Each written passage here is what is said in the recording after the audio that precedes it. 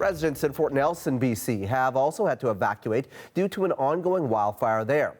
To check in to see how evacuees are doing, that is, we're joined now by Nera Maaser. She is a pastor from Fort Nelson, and she's joining us from her hotel in Fort St. John. So thank you for being here. You were evacuated this Friday. How are you doing right now?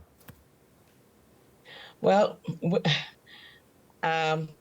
we feel homeless, but we're doing great. We want to thank the people of Fort St. John for their kind hospitality in every way possible, with food, lodging, kindness, prayers for everyone who have been praying for us. We are so grateful. We need that so desperately at this moment. You say you feel homeless right now, and that is completely understandable. I know that you told my producer that you drove someone 5 hours yesterday to get emergency surgery. Walk me through what happened there. Well, what happened is an elderly gentleman, he was not feeling well, I think a couple of the nights when we were here. It's a long journey from Fort Nelson to Fort St. John, and we came out from a long convoy of cars, leaving 7:30 on May 10th and arriving Fort St. John at around 2 a.m. in the morning, or 2:30. So I would think that put a lot of pressure on the elderly. And so one of the guys, he was not well, and long story short, he was referred to Prince George to have surgery done on him. So yesterday morning, Monday morning at 7:30 a.m., we got up, got our little doggy, picked up our friend who is the ill friend who had the surgery, who have had to had surgery. Right. And so we took him all the way to Prince George, and that is where we waited there. That's Prince George is 5 hours away from Fort St. John.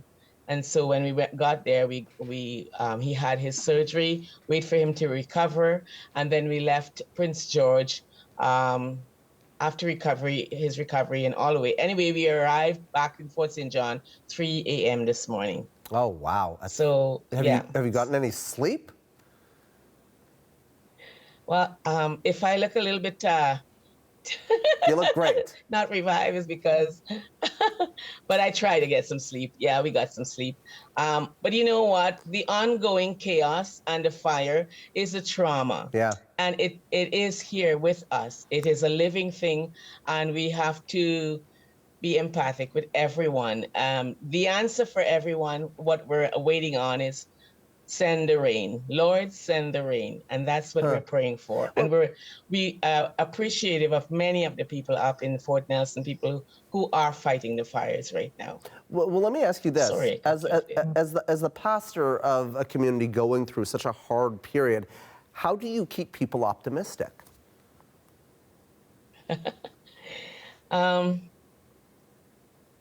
We see them, and we journey with them, we walk with them, we encourage them, we give them hope. For example, when we were leaving the Fort Nelson area, I wish we could have done more.